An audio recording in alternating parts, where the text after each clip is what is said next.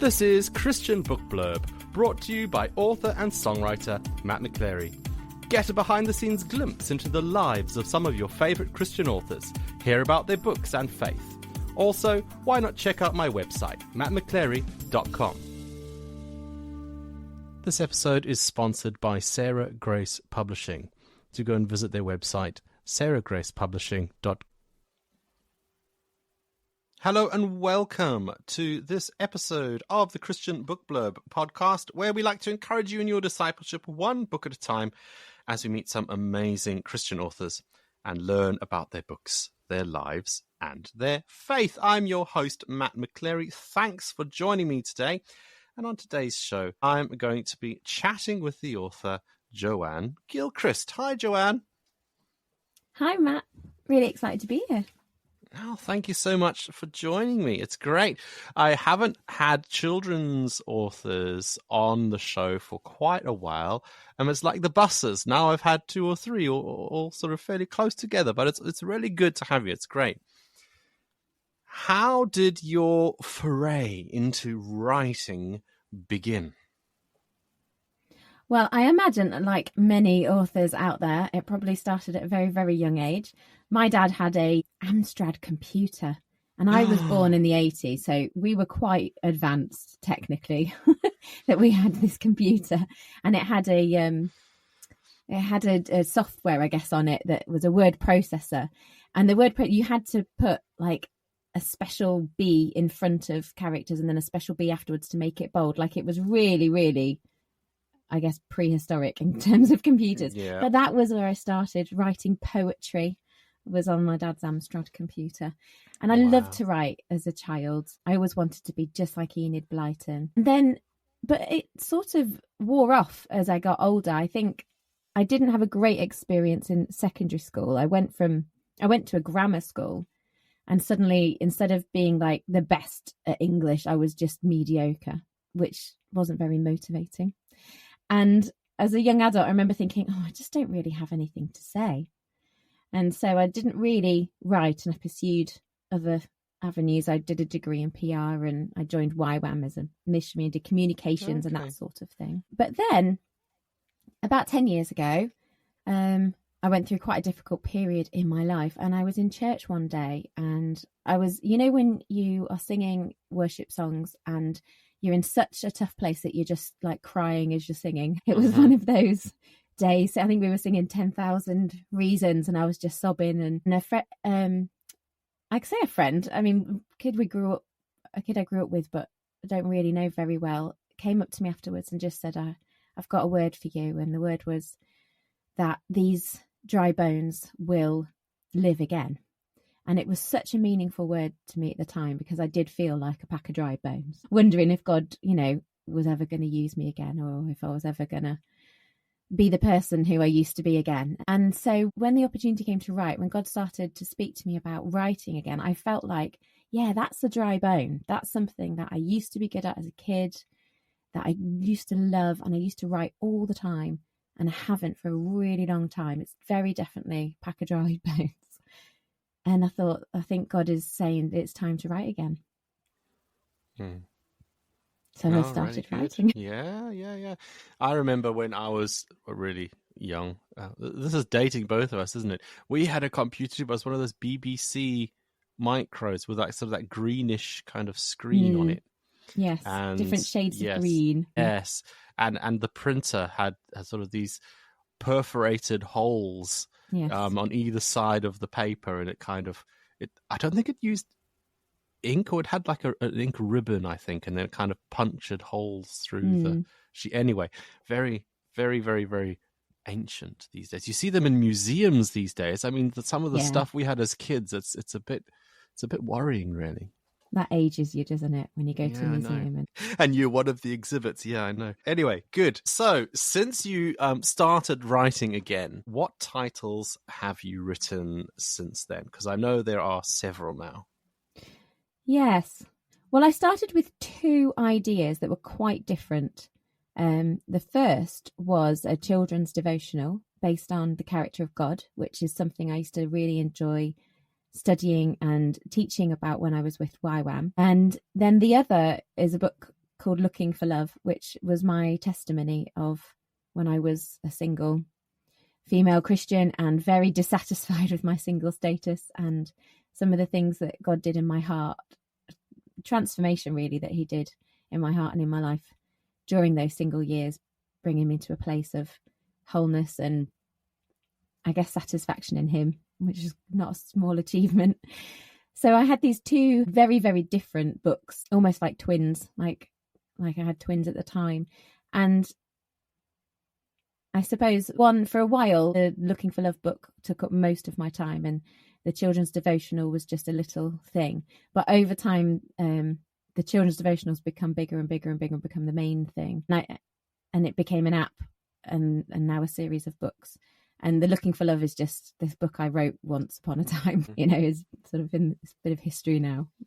Yeah, it's interesting, isn't it? How as authors we get ideas, but they can be quite different in terms of, you go to a publisher or something and the target audience or the style or whatever, they say, oh, well, we like this one because this fits our style or this fits, what we do.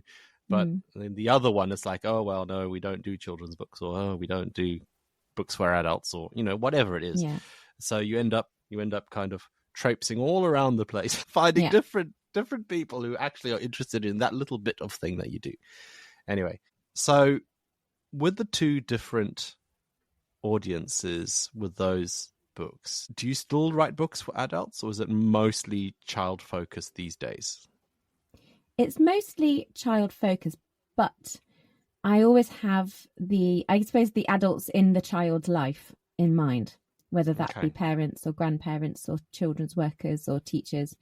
I always have them in mind when I write, I suppose, a bit like the way Pixar manages to write animations for children with bits in that are funny for adults. I try to include bits of wisdom because I know that it's the adults who are often reading the books to the children. They all still possibly have questions but they've stopped asking by the time they get to adults. And children are asking, but they can't understand the answers. And by the time we can understand the answers, sometimes we've stopped asking the question. So I try to think of adults and children together. And I do have a blog for the adults. So the idea was that if what I'm writing for children makes the adults think or want to find out more, they can go to the blog and learn for themselves as well. Oh, that's really good. That's really interesting. Why is it important to have Christian books and resources for the age group? Because when we talk about children, even within that, you've got sort of young adults, you've got sort of teens, you've got sort of upper end of primary school level. But your books are younger, is that right?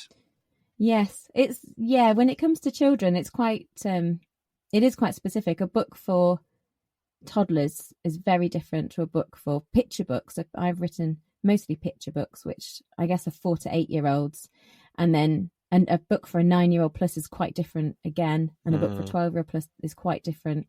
So if you're writing for a child, you have to pick an age group, yes, and mine are the 4 to 8 age group, which is key stage 1 really. So it's a bit too old for toddlers, but yeah, key stage 1, which is why I've started going into schools and doing assemblies and RE lessons and things.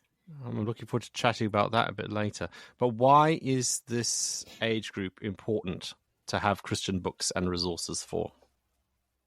This age group, I think, is so important because they haven't yet learned the whole don't talk about religion and politics taboo. They don't know that yet. They just have questions and they just say what they see. And if someone's talking about God, then they'll just talk about God. And they don't have any qualms about it, and it's not taboo. And they're more than happy to share their thoughts and ideas and ask questions and listen. They are like sponges. They will absolutely listen. If you want to have a spiritual conversation, I can't think of an age group that it's more fun to have a spiritual conversation with than with a 4, 5, 6, 7-year-old.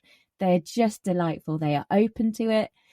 And it's so easy. And I was always taught in parenting courses when my children were little that what you do with them, the things that you plant, the seeds that you sow at that age are the ones that will ripen when they're, teenagers and when they're young adults. And it's such an important age to just have these conversations, to make it part of normal life, talking about God, that we talk about God. That's fine. It's not taboo. It's not anything to be ashamed of. It's great fun, and we can have some really quite deep conversations, actually. Children's books, oh my goodness. It's like, I mean, I taught in primary schools for almost 2 decades, and some people who don't understand primary schools think, oh, well, you're just doing a babysitting service. You're not really teaching them. But then you get those who actually know what's going on, and they go, well, I don't know how you do it. It's amazing what you do. It's a similar thing with children's books, I find, because yes, at one level, some of the stories are really simple, but it's so difficult to write a simple story, to say what you are trying to say in such a understandable and concise way, using words that a young 5-year-old can understand. How do you do it? Do you find it really difficult to consolidate your thoughts down into this sort of really simple language, but then still get the message across? Honestly, no, I really don't.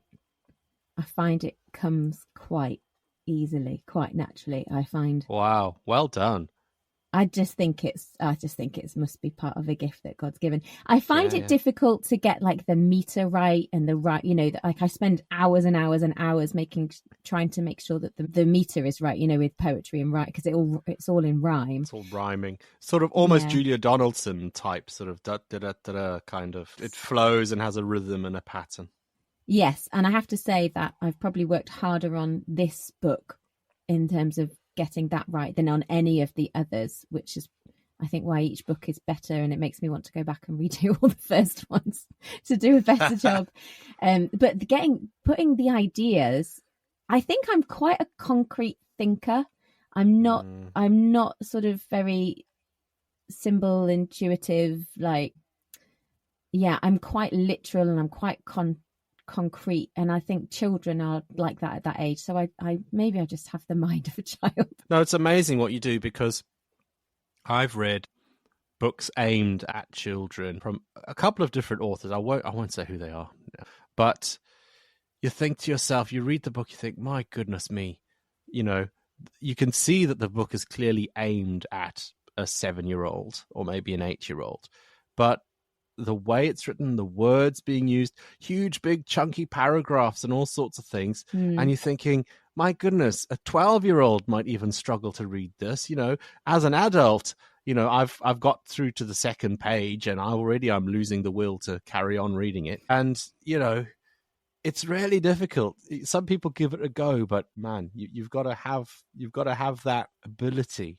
I do have to give great thanks to my editor, who actually helped me make them much, much better. So I say, yes, it comes easy to me, but actually some certain things come easy, like putting the complex thoughts into a simple way. But I have had a lot of help from my editor, Vicky Howe, who has taught me to be a better writer just by editing my books. Editors are amazing. And some people starting out writing think, oh, no, I don't need, but my goodness me, you need an editor. Even editors, when they write a book, know that they need an editor. So, yeah, it's a really important thing. We've mentioned your book and your new book, but we haven't actually said what it's called yet. And it's called Why Did God Make Me? A fantastic, huge question that little people and big people ask. So can you tell us what Why Did God Make Me is all about? Well, it's the 5th in a series called the Animals of Eden Valley series. And the Animals of Eden Valley originally were just 7 avatars for my app, God for Kids app, that you could select to kind of accompany you on your journey through the app. And a friend of mine, Fiona Walton, saw these business cards that I had printed where I'd given each avatar a question. And I just thought of just random questions off the top of my head that people might ask about God. And she said, I think you should write books, and these questions should be the titles. And so together we started writing a series of books based on these questions that kids ask. And we've done 4 so far, and this is the 5th one. This is Paul's question. I think I have asked this question a lot as an adult, and children have asked me this question sitting on carpets in churches. Why are we all here? And I have to think, do you mean why are we sitting on this carpet in this hall? And no, they mean why are we here in the world? Why has God made us? And then you need to have an answer. It's not good enough to just be like, oh, I don't know, or change the subject or deflect. Because if we don't address children's questions seriously, they're going to stop asking questions. They're going to assume there isn't an answer. And I'm a big believer in that if we have the ability to ask questions, then we have the ability to understand some kind of an answer. I'm not saying there's quick answers or easy answers, or we can understand it all completely. But I believe God's given us a mind to ask the questions and to understand the answers on some level. So we ought to be exploring. And if we don't know the answer, keep asking and keep exploring. Don't give up. Yeah, so this story, Paul's, that wasn't actually what you asked me. This is Paul's story. It's fun, it's great. He plays football. It's a game of football. He's playing football and he can't play. He's rubbish at football. All the other animals seem to be good at it and he's no good. And it just makes him feel all despondent and sad and all, oh, I'm no good at football. There's grass on my chest and why did God make me? I'm not like the rest. And then he gets a knock on the door from the little character called Rue, who represents the Holy Spirit in all of the books. And Rue points into the Bible and opens the Bible up to Jeremiah 29, verse 11 to 13. That is a very, very famous verse.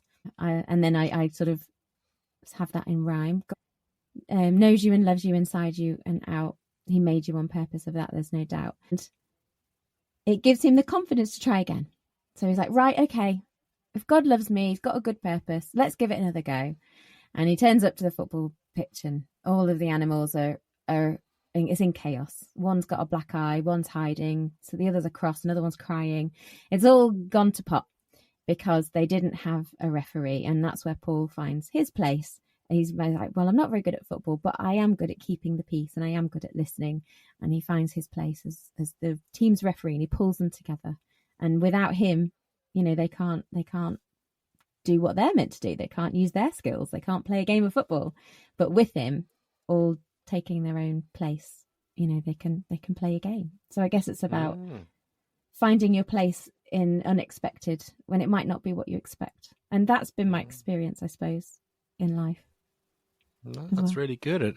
It feeds into all sorts of things. Just listening to that, it's just being all different parts of the body, and you need different parts to function in what they're good at and complement the other parts. And without the other parts, you can't do your bit. And we all rely on each other. And it's fantastic. Really good story. Lot packed into there. Yes. In. That's good. So the genre of your books mean that they are bright and colorful, and that you need to work with an illustrator. So what is the process like for you? I always find this a fascinating question when I speak to children's book authors, because the answers are always very different. So what's the process like for you working with an illustrator? Well, that's interesting. Yes, because I'm not traditionally published, which means I have had to work with illustrators quite closely. And because my first illustrator illustrated God for Kids app, I just approached him with writing the books, and he illustrated the first book, a guy called David McNeil, and I self-published it to begin with. So I paid him and then self-published the book. And he was quite interesting to work with because he was very quick. So I had to have all my ducks in a row. I had to have all my thoughts lined up, because once he illustrated it, he set aside, a week or two, and then he just did it and it was done. And then if you want changes, you have to pay for the changes. So you had to, you had to think in advance of what you wanted quite clearly. But he was very gracious, actually, at working with me. But he only did the first book, because then when I signed with Malcolm Down, Sarah Grace Publishing, which is the children's imprint of Malcolm Down Publishing, he asked for a different illustrator. But he was really happy and really gracious for us to continue with the style. And the new David is quite happy. They're both called David, which makes it easier. He's much different. He's really happy back and forth. And I actually really enjoy giving him as few instructions as possible. So I give him some instructions on each page, but actually the less instructions I give him, the more his creativity has room to flourish. So I'm always really interested to see what the illustrator comes up with. And if I give too many instructions, I feel like it dampens that a little bit. So I really do enjoy seeing what they come up with. And then there'll be a bit of back and forth until we get it right. That's interesting.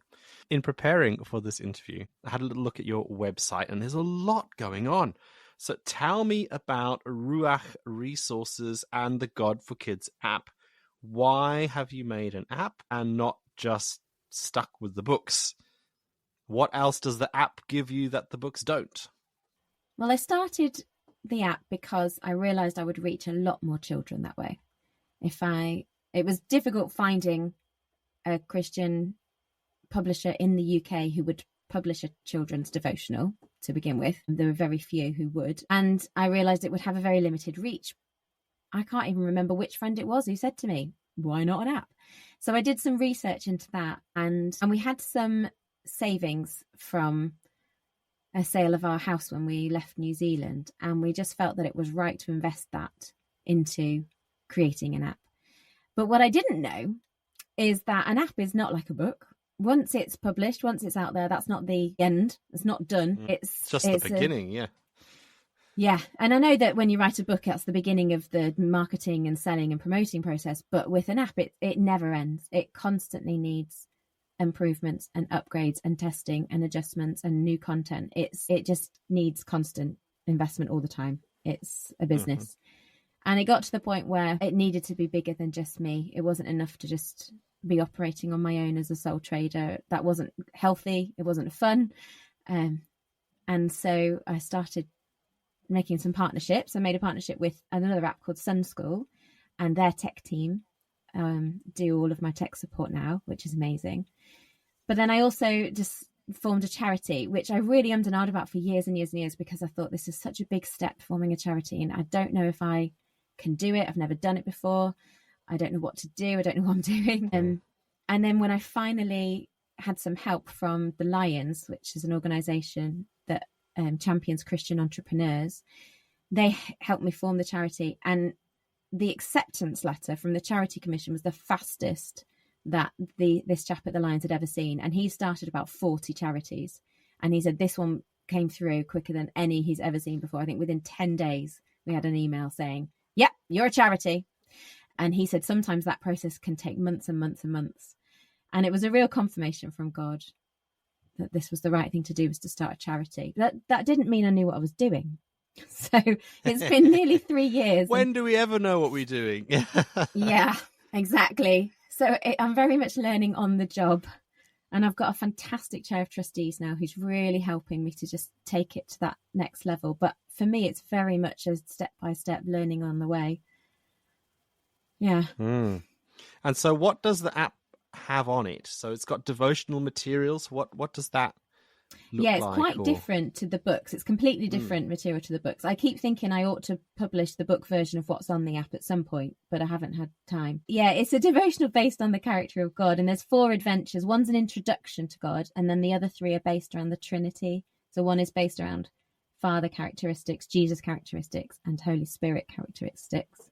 It's quite influenced by Alpha. I used to run a lot of Alphas, and I would have mums come with children who were brand new to faith or weren't even Christians yet. And they had children, and they were thinking, how am I supposed to pass this on to my child when I'm just learning? And so that was on my mind as I was writing the material, was for children who know nothing and parents who know nothing and are starting from almost no knowledge of the Bible or church or anything. Like, what is an introduction to God? Starting at the very basics. Oh, good. And did you ever think this project would get as big as it is? Because looking at the website, you've now got a lot of people involved. It's not just you as a sole trader. There's all sorts of people on the team, and there's all sorts of other things going on. There's loads of resources. Yes, there's an app, but there's books, and there's school visits, and there's all sorts of other things going on. Did you think it would ever get this big? You say that, but it doesn't feel big enough. Right. All I ever Not big see... enough. All right, watch out. Here she comes. Well, all I can think of is what I'm not doing. All I can think of is what I'm yet to do. I'm such an ideas person. I'm filled and buzzing with ideas all the time. And I struggle to reflect and appreciate how far I've come when all I can see is what I haven't done yet. So that's been actually something that, being a charity, has been really helpful, because I have to write trustee reports, which forces me to pause and reflect on how far I've come. And that's been really beneficial for my own personal mental health, I think, to actually, you're right, I have come a long way. It's not just me on my own. There is a team. There is a lot more than just an app now. I'm staggered and I'm amazed, but at the same time, all I see is what's not on there and what I'm yet to do. You also mentioned you do school visits. What can you tell us about that?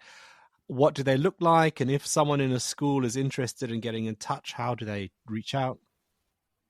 Well, I've started just going to assemblies and reading assemblies, because collective worship is the name used for assemblies. That, it's still in the law that you're supposed to have collective worship every day, although most schools, if they do it, just do it once a week. And in that, there is a prerequisite, or where you're supposed to take a moment to think about a higher being or something bigger than yourself.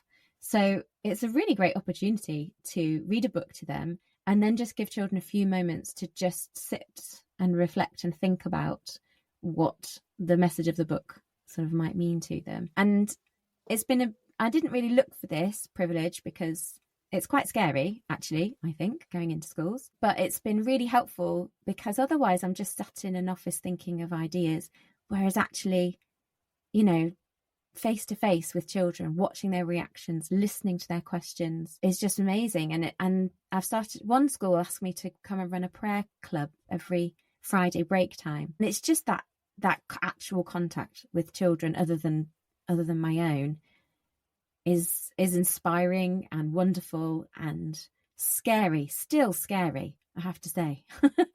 I'm still petrified every time I have to go into a school. But I just take that because it's such a privilege. I don't take that lightly.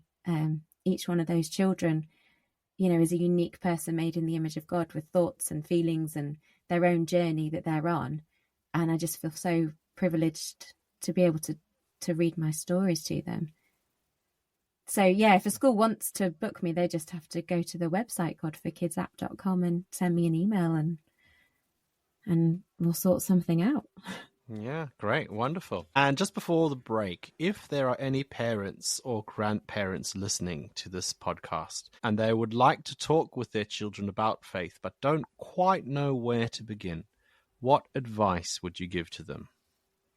The first bit of advice would be to just encourage them that they already have everything that they need to have a conversation about faith with their children. They don't need to go and get a degree. They don't need to read 20 books. They don't need to do a whole lot of research, because it's just having a conversation with your child, and you've got thoughts and they've got thoughts, and God's given you that child, or put that child in your life, because he trusts you with them. So just try not to feel too scared and just give it a go, because at the end of the day, you can always say, there's an app for that. There's lots of apps. Really good. Thank you. We'll be chatting more with Joanne Gilchrist after these, so do join us in just a moment. I just wanted to say a really big thank you to the sponsors of today's episode, Sarah Grace Publishing. Indeed, they published Joanne Gilchrist's book, Why Did God Make Me?, as well as many other wonderful books for children. Their aim is to print and publish dyslexia-friendly books for personal development and spiritual growth for every reader. So do go and check out their website, sarahgracepublishing.co.uk. If you enjoy listening to this podcast, you can help keep it on the web. All you've got to do is buy me a coffee. Head over to buymeacoffee.com/Matt McChlery. to make a donation. There is a link in this episode's show notes. So go on, buy me a coffee today and help this podcast to keep supporting Christian books and authors. Hello, welcome back to the Christian Book Blurb podcast. I've been chatting with author Joanne Gilchrist about her new book, Why Did God Make Me?, as well as all sorts of other things, and also her God for Kids app. So this part of the podcast, Joanne, we like to get to know the author a little bit better. And so here are some questions more about you rather than about your books. What are your favorite things to eat? Oh, my favorite things to eat. That is quite a cruel question because I'm on Slimming World right now and have been since April. So I'm just hanging out for Christmas when I'm going to have a break. I love chocolate and I love chips. Oh, I love chips. Chips with salt. I absolutely love chips. And I love vinegar, yes or no? Do you know, I do Vinegar like them with chips? vinegar, but not too much. If they're chippy chips, then yes, lots of vinegar on chippy chips. Uh-huh. Okay, interesting. What about the curly whirly ones? Yeah, they're all right, but they could have been proper chips. Yeah, okay, fair enough. A lot of effort into making it fancy, and it's not. I love Alpha Bites. You know, the chips in shape of letters. Love them. Right, okay, I haven't come across those. Really? Oh, okay, no. You have to go to your local supermarket. Even at Aldi sell Alpha Bites. Really? Not obviously the branded Alpha Bites, their own version. Of course. So nice. Oh, interesting. Is it like alphabetti spaghetti that you get in America? Yeah, I guess so. Yeah, well, obviously it's that's like what spaghetti everyone hoops does. in the shapes of alphabets. Yeah. Yeah, and you spell your own name with your chips. Yeah. Yes. Okay, good. And what do you do for fun? What do you like to do when you are having some downtime? Well, I love to read a good book, obviously, like most writers. We love reading. I do love to read a really good book. I love reading fiction. I love watching movies with my family, with my kids. I love curling up on the sofa under a blanket, watching a movie together and having snacks. I love having coffee with friends. I love spending time with other people. I just really enjoy having coffee with friends and doing things with my friends and with my family. Yeah. And I do a bit of cross stitch, although I have to say I haven't done much this year. I do like cross stitch.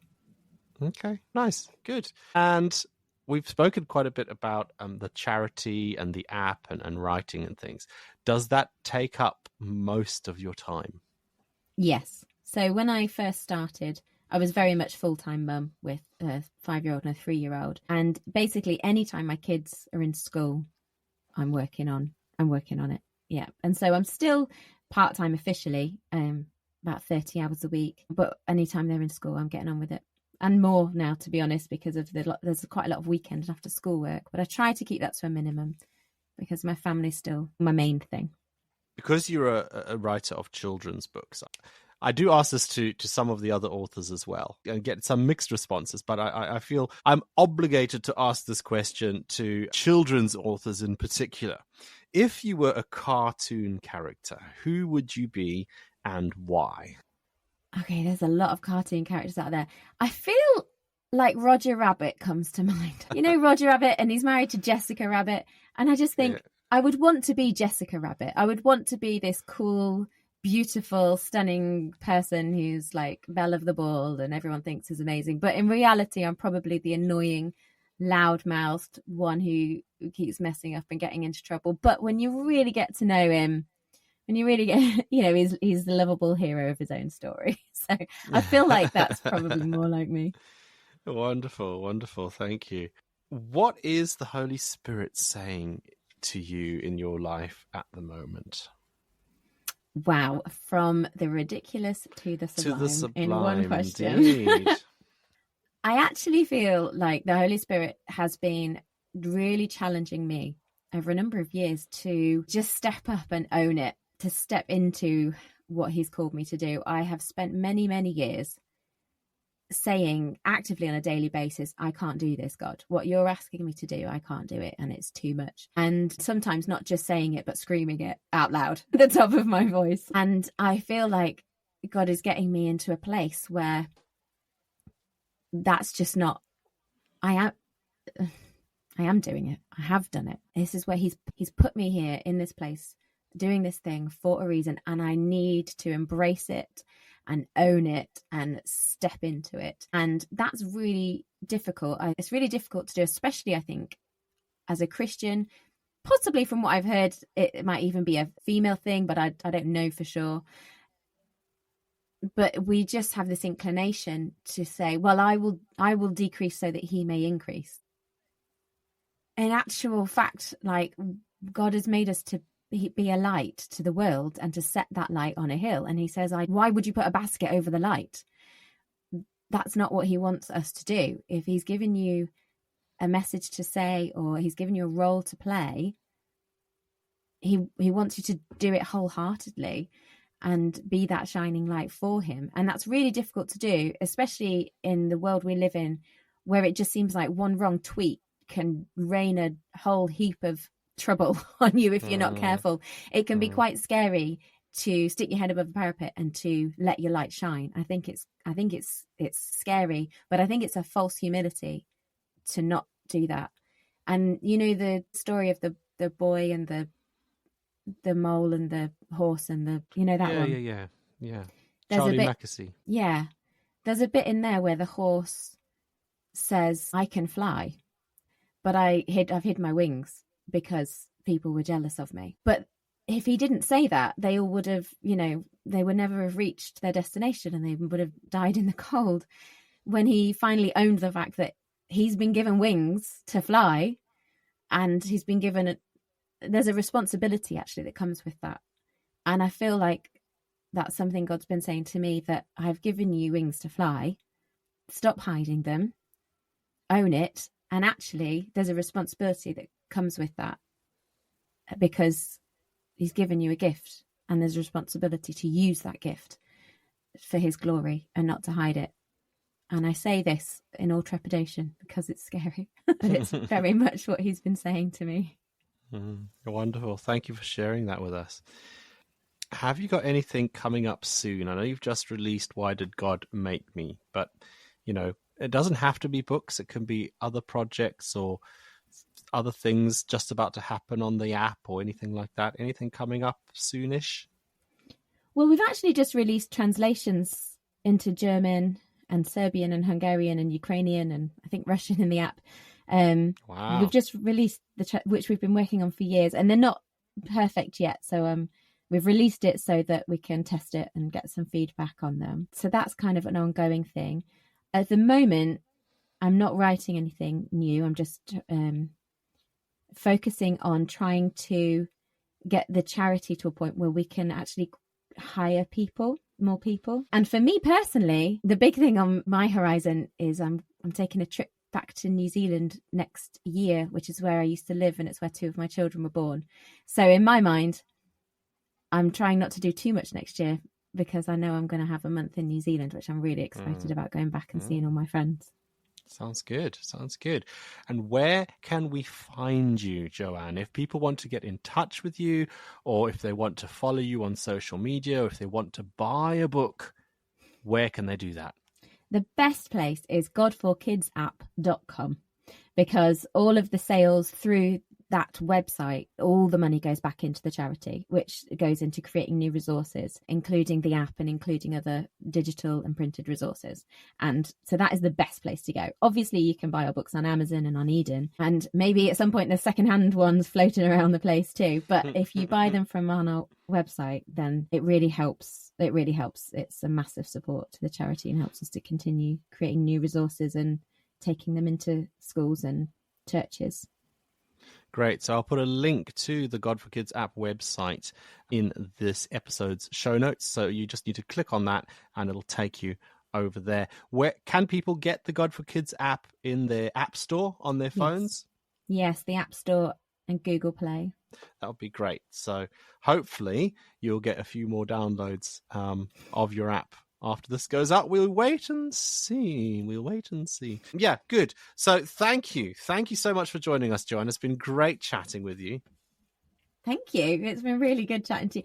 I feel like it's like therapy. I'm being asked these deep questions and a bit of soul searching going on.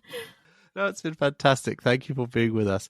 And thank you also to the sponsor of today's episode, Sarah Grace Publishing. go and visit their website, sarahgracepublishing.co.uk. And thank you as well for listening to this episode of the Christian Book Blurb podcast. Don't forget, we have a new episode coming out on the 1st and the 15th of every month. So it won't be long, and I'll be back again chatting with another fantastic Christian author about their books, their lives, and their faith. So do join us again then. Please hit that subscribe button. You know you want to. Go on. And yeah, that just leaves me to say thank you for listening. And I look forward to the pleasure of your company again really soon. Thank you and goodbye. Thanks for listening to Christian Book Blurb with your host, Matt McChlery. Do give it a like, give it a share, and let your friends know all about it. We do hope to see you again soon on another Christian Book Blurb.